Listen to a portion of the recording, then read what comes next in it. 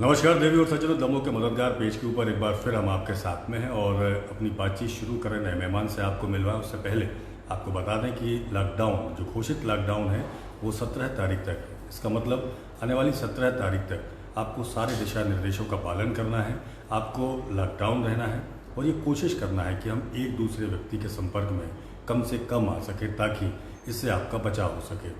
लगातार दमोह के मददगारों से, दमोह के जिम्मेदारों से आपकी बातचीत हम करा रहे हैं, रूबरू करा रहे हैं और आज अवसर होगा कि हम दमोह के सबसे ज़्यादा जिम्मेदार व्यक्ति, जिन्होंने 3 दशकों से ज़्यादा का समय, लगभग 4 दशकों का समय जब आपकी सेवा की, और जैसा कि हम पहले दिन से आपसे कहते आ रहे हैं कि दमोह में मदद का पर्यायवाची परिवार, उसके वर्तमान में वो सदस्य हैं। हालांकि हम मुखिया नहीं कह सकते क्योंकि मुखिया लगातार इस उम्र में भी सेवा कर रहे हैं, लेकिन हम दमोह के मुखिया उनको कह सकते हैं, मददगारों के मुखिया उनको कह सकते हैं।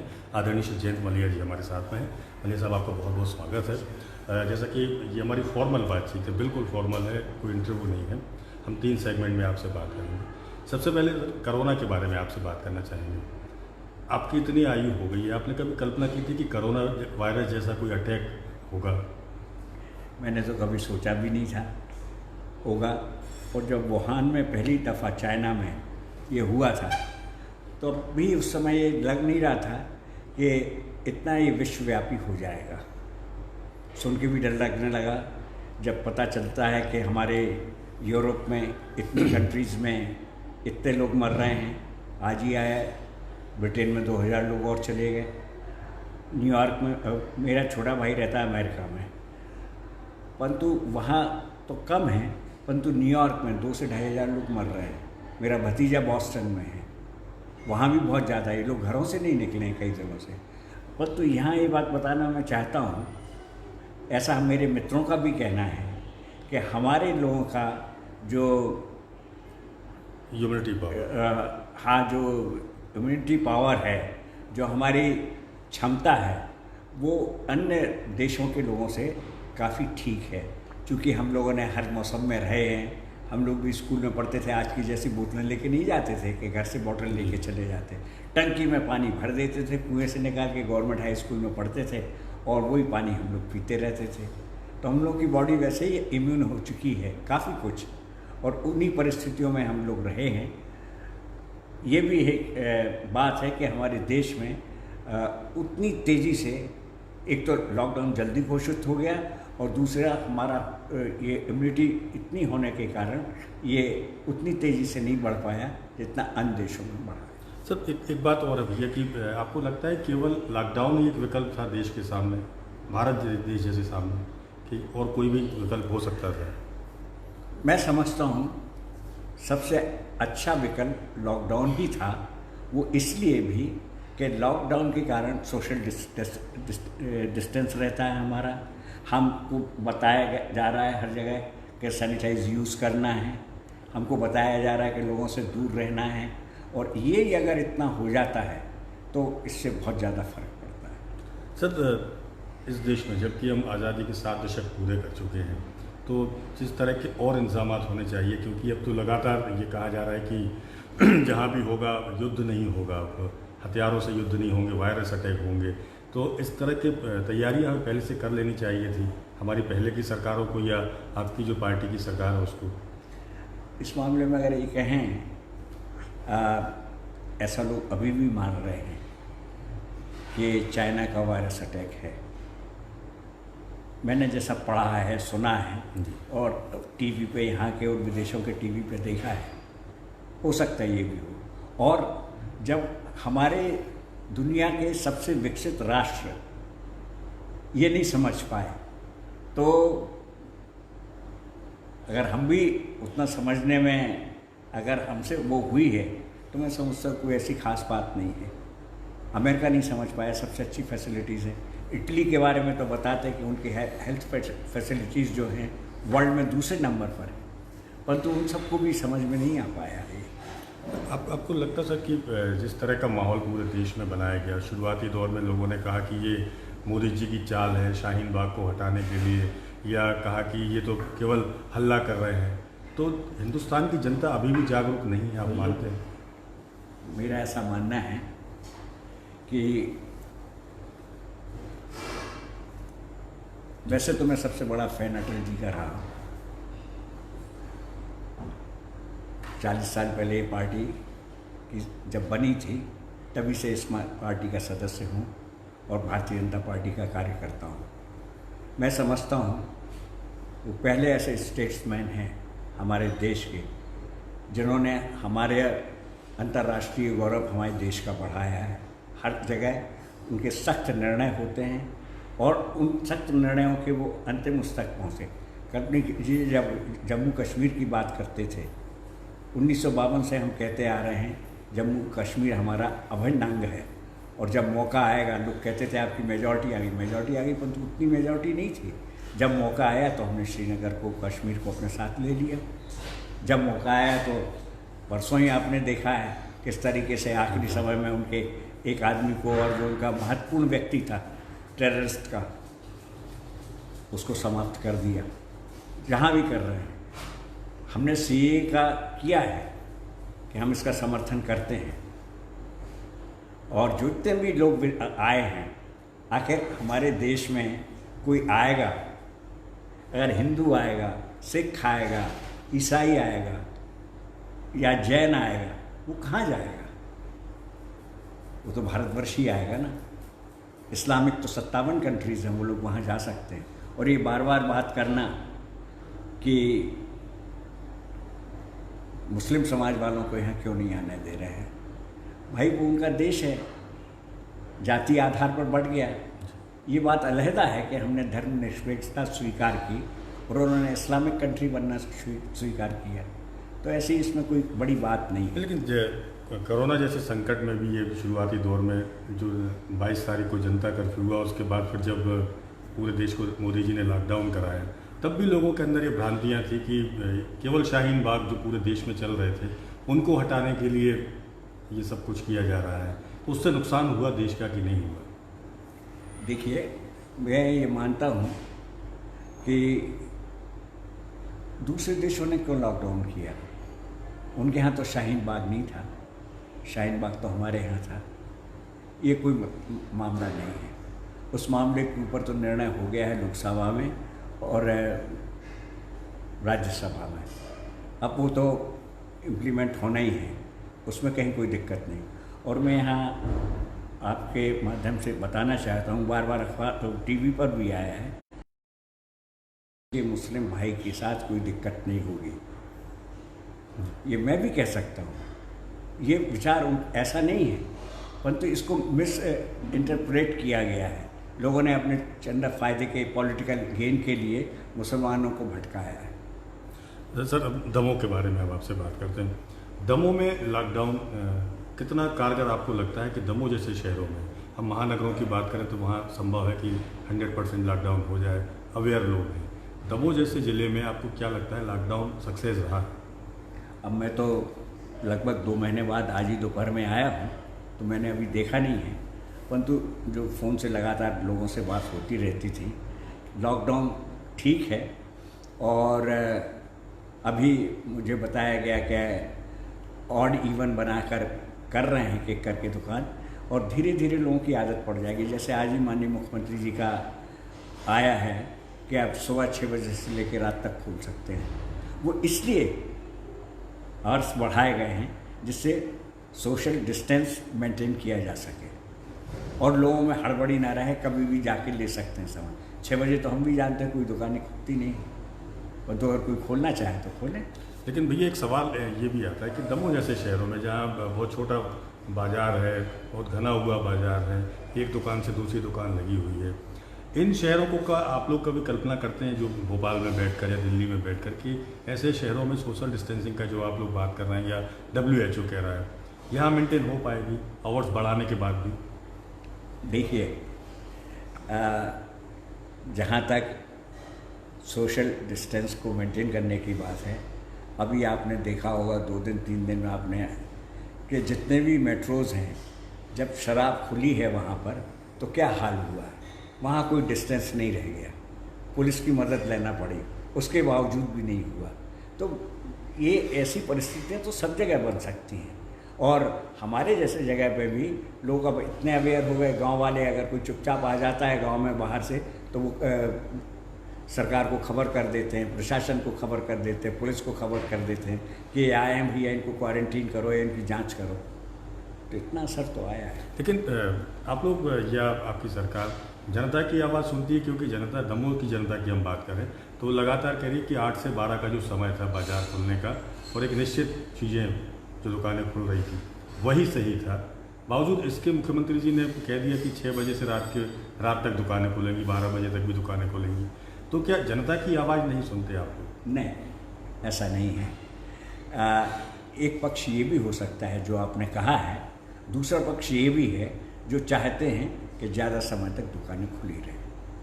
आपको क्या लगता है, आप चूँकि दमोह में की रग रग में आपस से हैं, बहुत नज़दीक से आप दमोह को जानते, चाहे वो मोहल्ले हों, गलियाँ हों, चाहे बाज़ार हो, दमोह जैसे शहर में कितना जायज़ मानते हैं आप लोग? मान पाएंगे? क्योंकि अनलिटरेट पीपल्स बहुत सारे हैं, लिटरेट लोग नहीं हैं। ऐसी परिस्थिति में क्या संक्रमण और तेज़ी से नहीं फैलेगा? देखिए, इसके बारे में भी अलग अलग ओपिनियन आ रहे हैं। जैसे आज ही डायरेक्टर एम्स ने कहा है कि अभी तो कुछ नहीं है, जून जुलाई में ये सबसे ऊपर रहेगा, तो तब तक ऐसा कहते हैं। दूसरी तरफ हम ये भी देख रहे हैं कि हमारा रिकवरी का रेट भी बढ़ता जा रहा है, जो आज बढ़ के 28.3 हो गया। तो ये अलग अलग कंट्राडिक्टरी हैं ये सारी चीज़ें, परंतु हैं तो। लेकिन जनता की आवाज़ को कैसे आप लोग, क्योंकि चंद व्यापारी हैं, हम आपसे खोलकर ये बात यहाँ कह सकते हैं कि चंद व्यापारी हैं, वो चाहते हैं कि बाज़ार खुले। दमोह की पब्लिक को, जैसे हमने लोगों से अपने पेज के ऊपर ओपिनियन लिया, उनका अपना कहना है कि बाज़ार बंद रहना चाहिए, लिमिटेड टाइम के लिए खुलना चाहिए।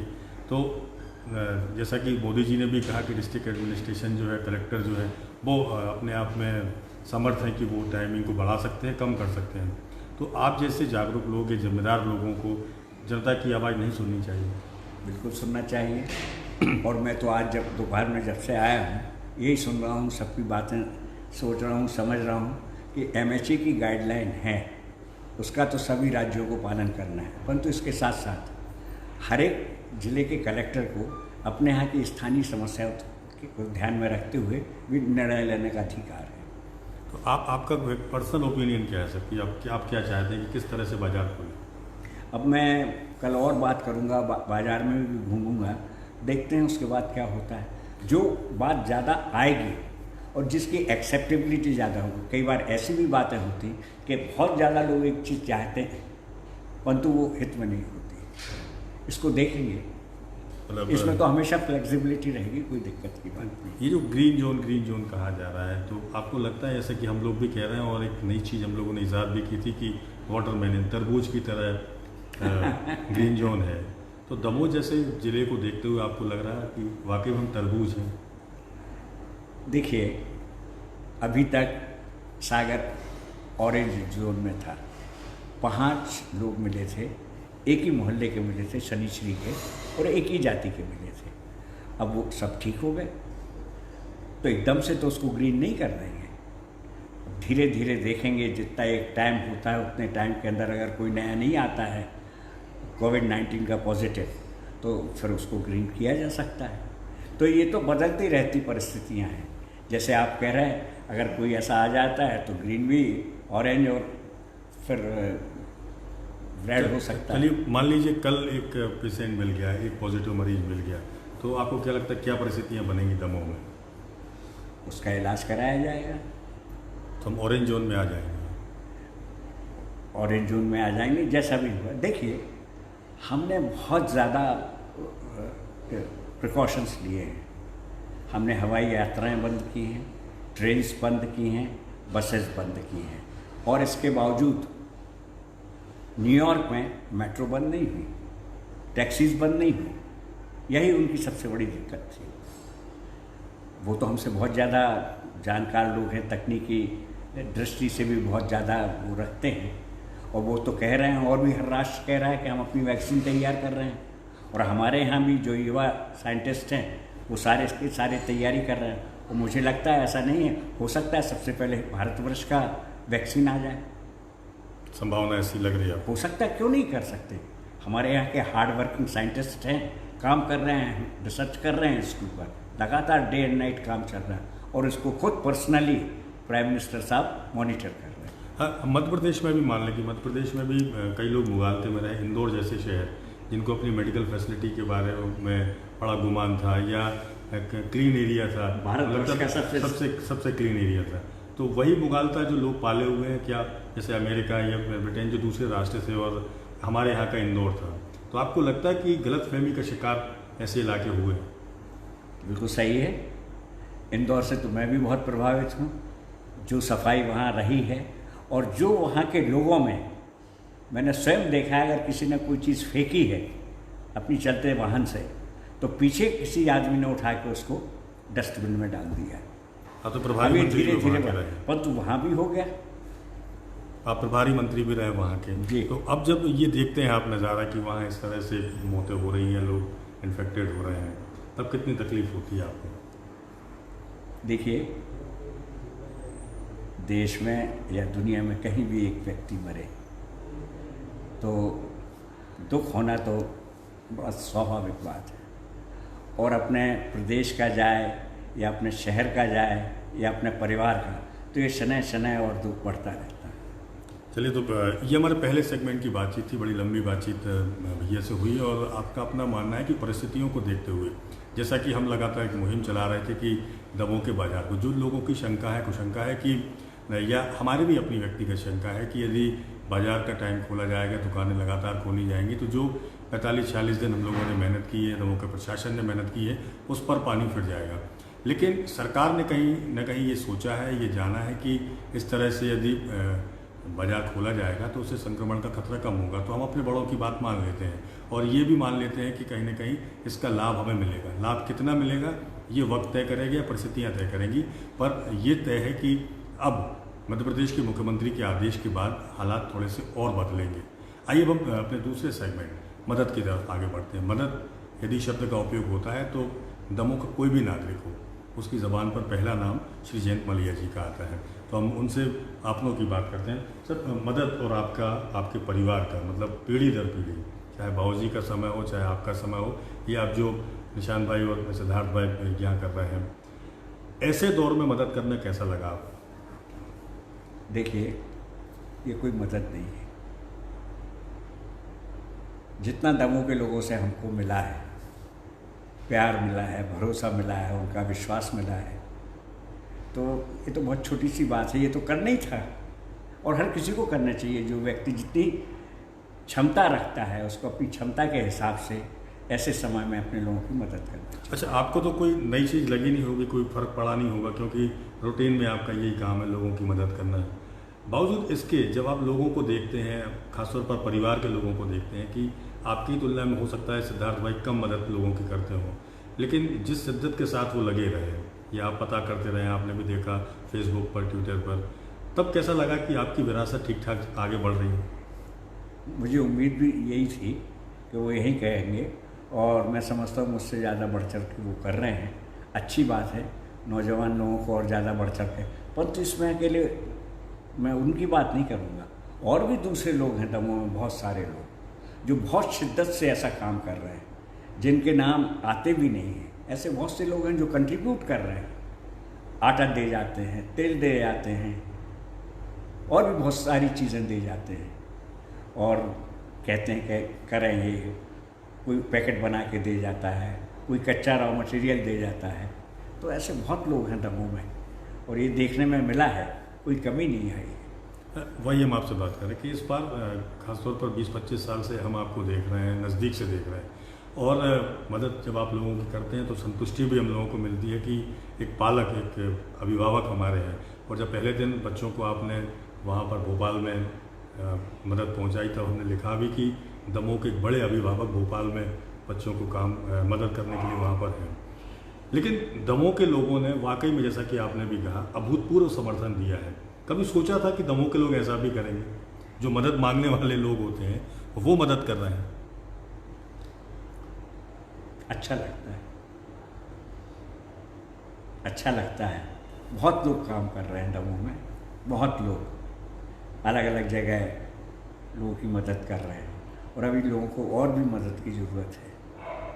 ये एक और, जैसे कि अभी हम लोग सिद्धार्थ भाई का उस दिन इंटरव्यू कर रहे थे, उन्होंने कहा कि कई ऐसे लोग जो किचन चला रहे हैं वो अमूमन चंदा लेने के लिए आते थे, कोई भी धार्मिक उत्सव या कोई भी सामाजिक उत्सव होता था, लेकिन इस बार उन्होंने खुद पूड़ी के पैकेट्स बनाए।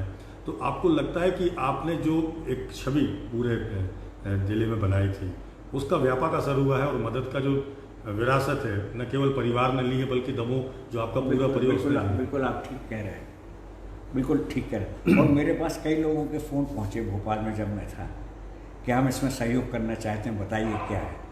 अभी हमारे पास बहुत लोग हैं, अगर ये लंबा भी चला तो सब लोगों का सहयोग मिलता रहेगा, और इसके माध्यम से हमारे जो लोग हैं वो सब काम करते रहेंगे। आप भोपाल में थे, भोपाल में बच्चों की मदद की, वो जानकारी आपको कहाँ से मिली कि इतने सारे बच्चे भोपाल में फंसे? हालांकि आप तो हर साल उनको 2-3 बार खाने पे बुलाते हैं, हम लोगों की जानकारी में, लेकिन आपको कैसे कांटेक्ट किया बच्चों ने? वो तो दमोह के बच्चे तो आते हैं, हो जाता है संपर्क, हो जाता है। और भी बहुत से दमोह के लोग हैं यहाँ भोपाल में जिनकी नौकरियाँ लग गई हैं, नौकरियाँ कर रहे हैं, वो उनके संपर्क में अलग अलग रहते हैं, तो इसके कारण सब होता रहता है। हम चाहेंगे भी भैया कि पब्लिकली आप बता दें कि मदद किस किस तरह से बच्चों की हुई है, इंदौर में, भोपाल में, आपके ज़रिए। ये कोई मैं नहीं समझता कोई बताने की ज़रूरत है।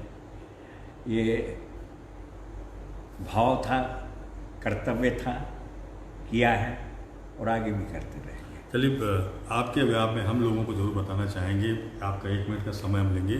चूँकि भैया का अपना स्वभाव है, मदद करने के बाद लोगों से बताते नहीं हैं, लेकिन जनता, जो दमोह की जनता है, जो लोग इसको देख रहे हैं, और जो लोग, कई ऐसे भी लोग हैं जो सवालात भी करते हैं, उनको जानकारियाँ नहीं होती कि आखिर हुआ क्या है, कैसे हुआ है। सोशल मीडिया पर कुछ तरह के सवालात लोगों ने किए, नाम मैं यहाँ से लेना नहीं चाहूँगा, लेकिन उनके माध्यम से, उनके सामने बैठकर मैं इस बात को आपको ज़रूर बताना चाहूँगा कि लगभग 500 से 600 बच्चे जो भोपाल और इंदौर में रह रहे थे, उन बच्चों को पहले तो 20 दिनों तक राशन उपलब्ध कराया गया, उनकी जो ज़रूरतों की चीज़ें थी वो उपलब्ध कराई गई, और फिर जब हालात थोड़े थोड़े सामान्य हो गए तो उनको बसेस के द्वारा इंदौर से और भोपाल से दमोह भेजा गया।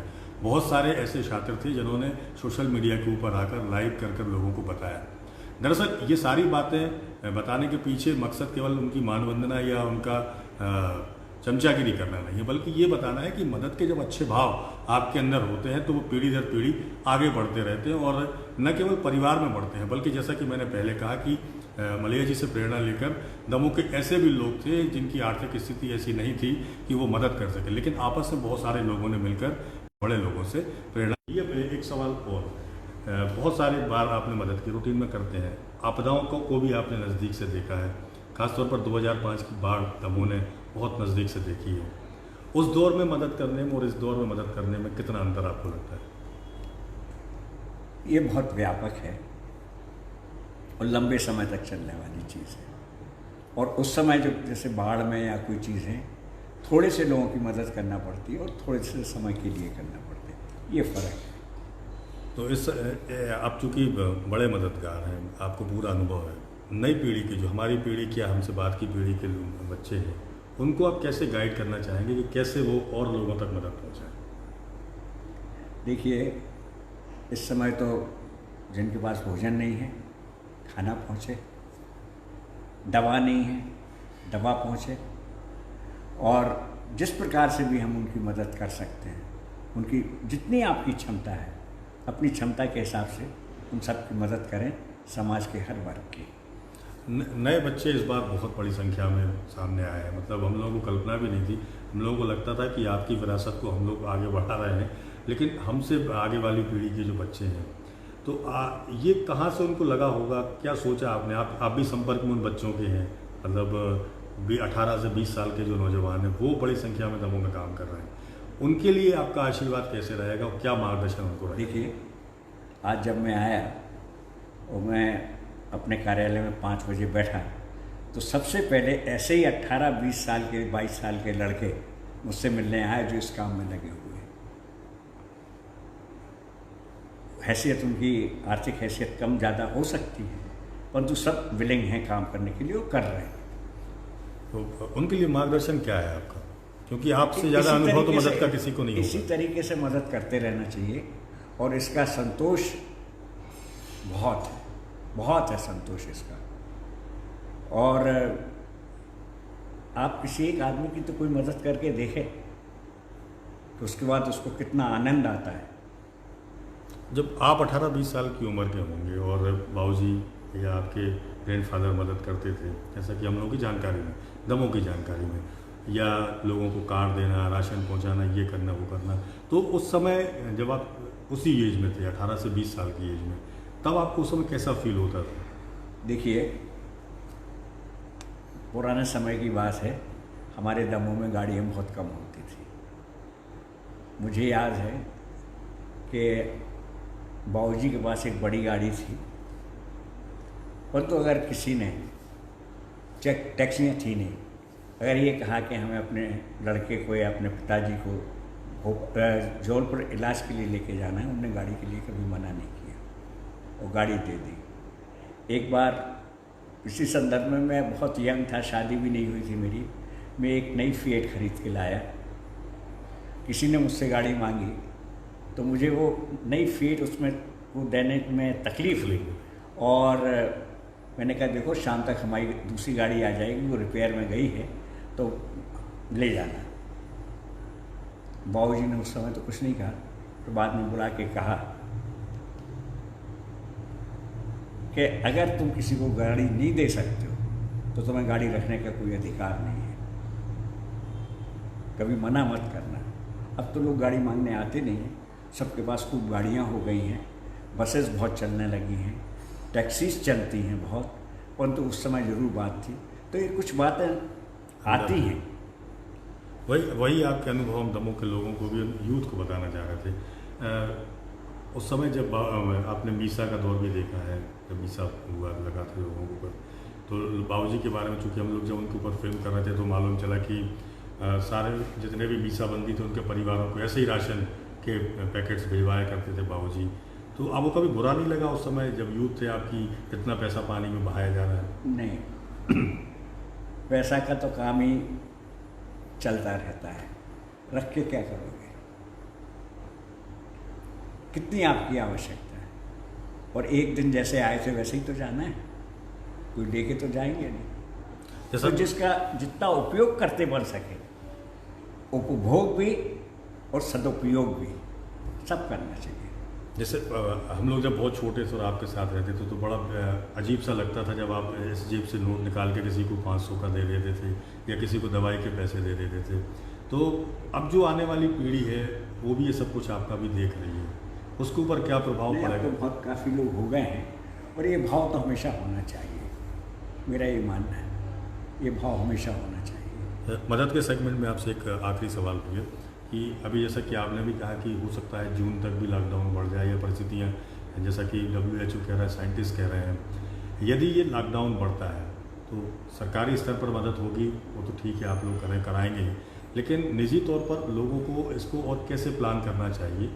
आपके दिमाग में कुछ है चल रहा है क्या? हाँ, देखेंगे, हम अपने रिसोर्सेज बढ़ाएंगे और उसके कारण जब तक ये चलेगा तब तक हम लोग ये करते जाएंगे।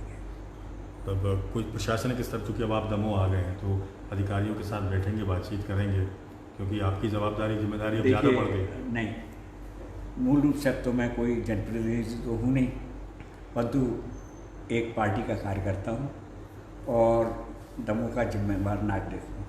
इस नाते मेरा कर्तव्य बनता है कि मैं इस काम को आगे भी लगातार बढ़ाता रहूँ।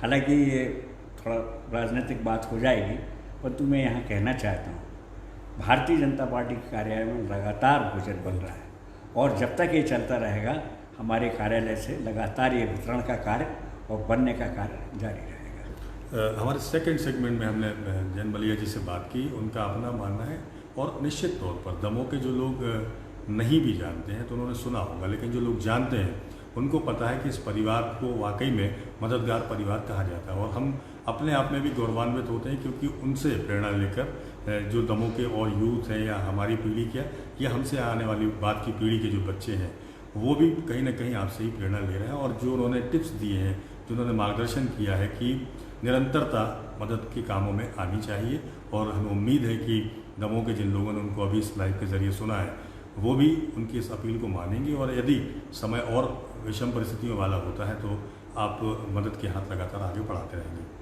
भैया थोड़ी सी पॉलिटिकल बात आपसे हम करेंगे, चूँकि आप बड़े राजनेता हैं। ये जो लॉकडाउन शुरू हुआ पूरे देश में, उसके पहले कांग्रेस के लोगों का एक आरोप है कि राहुल गांधी जी ने तो महीनों पहले कह दिया था कि देश में कोरोना संकट आएगा, लेकिन मोदी जी नहीं माने क्योंकि मध्य प्रदेश में आप लोगों को सरकार बदल रही थी।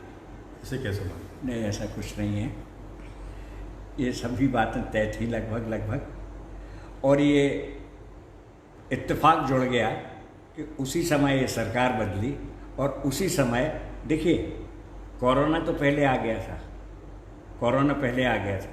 और जब आपने ये प्रश्न पूछा है तो मैं कहना चाहता हूँ, उस समय कमलनाथ जी की सरकार थी, उन्होंने उसको कोई तवज्जो नहीं दी।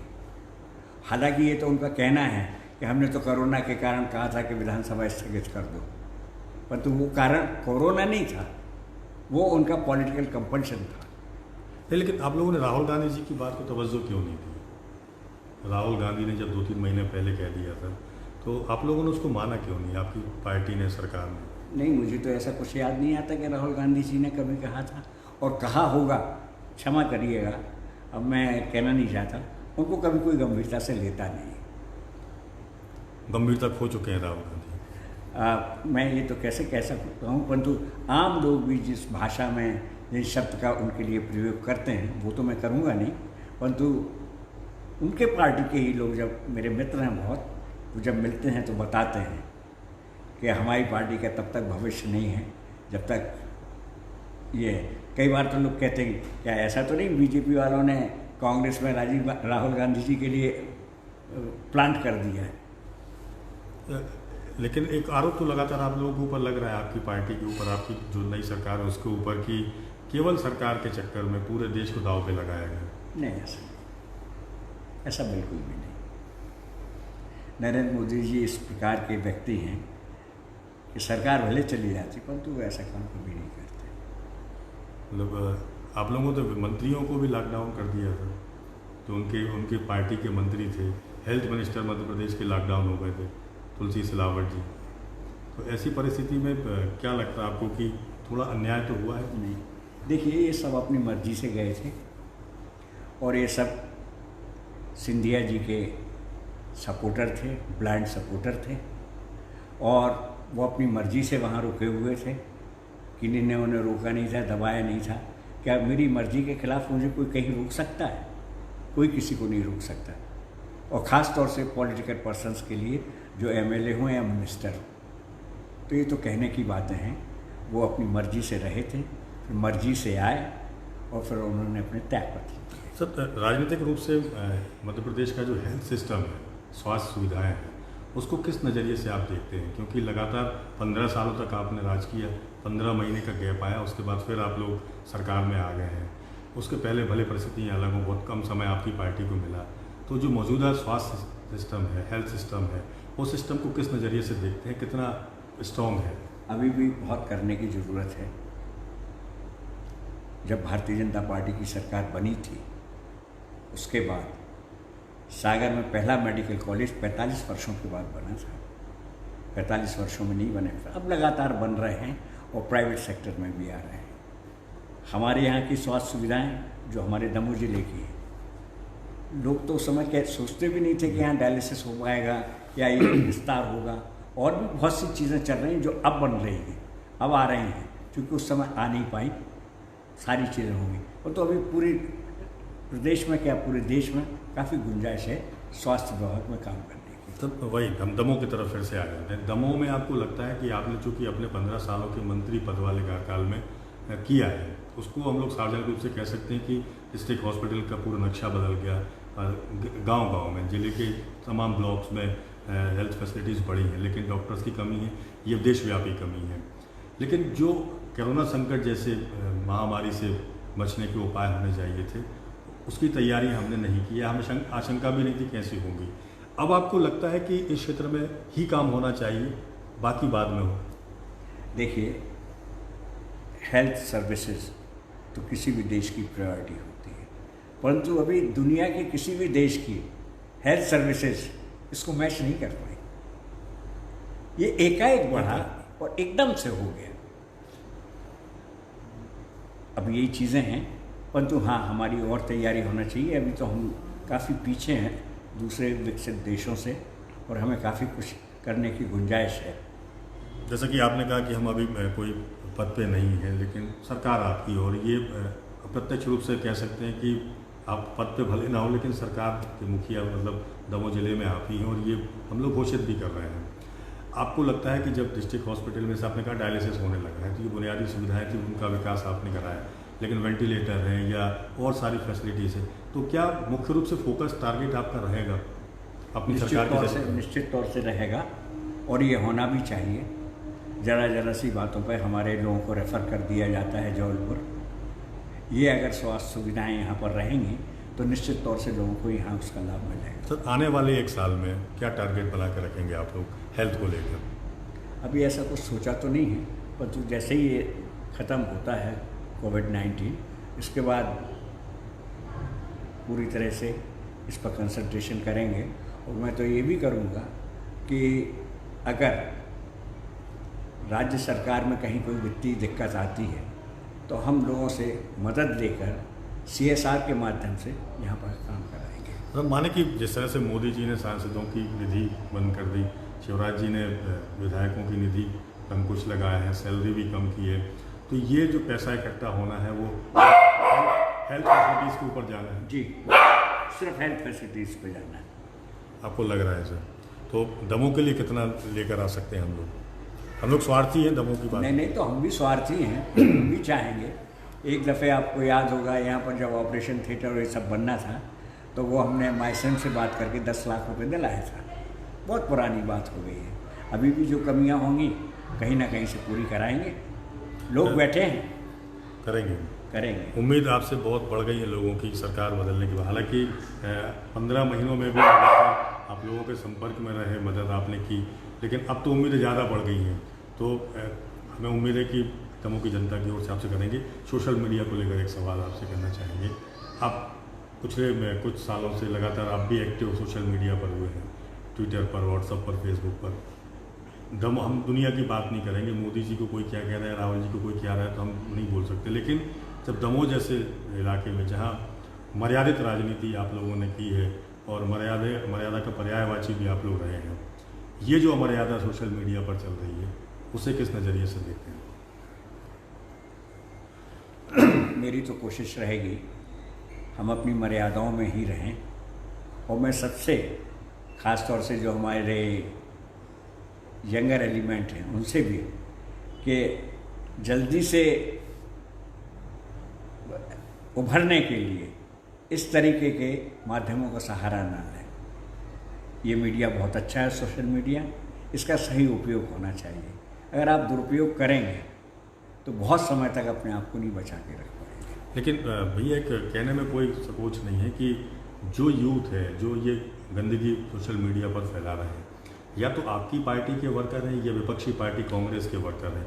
वर्कर नहीं है तो सपोर्टर्स हैं, जहाँ कहीं ना कहीं या तो आपका आप जैसे नेताओं का माने या उनके समर्थकों का सपोर्ट उनको है, कहीं ना कहीं वही लोग गंदगी फैला रहे हैं। तो आपको नहीं लगता कि आप लोग ही इस पर अंकुश लगा पाएंगे, नेता जो लोग हैं? मैंने ये विचार किया है आने के बाद, जब मैं था भोपाल में, तो मैंने सोचा है कि अब लोगों से बात करेंगे, ये चीज़ ख़त्म होना चाहिए। मैं अपने लोगों को भी बोलूँगा, ये बात बिल्कुल ठीक नहीं है। मतलब जो दमोह की समृद्ध परंपरा है वो खत्म होती जा रही है। मतलब आप लोगों ने भी राजनीति की, लेकिन अमर्यादित राजनीति कभी नहीं हुई, और आप लोगों को सीखकर और दूसरे पॉलिटिशियंस भी आए। लेकिन यूथ, 2 तरह के यूथ हमें इस बार दिखाई दे रहे हैं। एक तो मदद वाला यूथ है, दूसरा गंदगी फैलाने वाला यूथ है।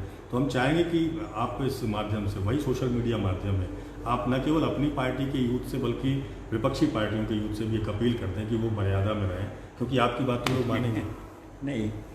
मैं मानता हूँ हर किसी को मर्यादा में रहना चाहिए। जिसका रुझान जिस पॉलिटिकल पार्टी के प्रति है, अपनी पॉलिटिकल पार्टी में रहें, उसके लिए समर्पित भी रहना चाहें तो रहें, उसमें कहीं कोई दिक्कत नहीं है। परंतु इस तरीके से सोशल मीडिया का कोई भी राजनीतिक दल के व्यक्ति हों, उन्हें इसका नहीं करना चाहिए। हम लोग ये कोविड-19 का जब वायरस अटैक खत्म हो जाएगा तो एक अभियान चलाने वाले हैं जितने भी जिम्मेदार नेता हैं उन सबके पास हम लोग जा रहे हैं और कमिटमेंट करा रहे हैं कि उसके बाद एक सार्वजनिक कार्यक्रम करके ऐसे लोगों के खिलाफ हम लोग मुहिम चलाएंगे। और हम आपका भी सपोर्ट चाहेंगे, क्योंकि आप दमोह के सबसे ज़्यादा जिम्मेदार नागरिक हैं और मौजूदा दौर में जो लोग राजनीति कर रहे हैं, आपसे सीनियर पॉलिटिशियन दमोह में शायद ही कोई और हो, या मानसिंह कुसमरिया जी आपके समतुल्य हैं, बाकी सारे लोग जूनियर्स हैं, मेरे वरिष्ठ हैं। वरिष्ठ हैं वो, मतलब उम्र के हिसाब से भी राजनीति में भी।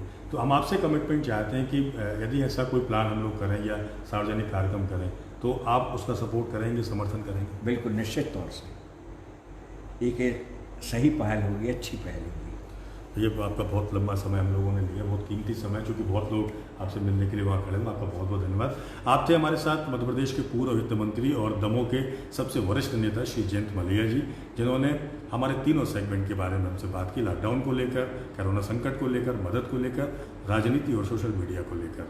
कुल मिलाकर हम कहें कि देश के हालात जो भी हों, दमोह के हालात अच्छे रहने चाहिए।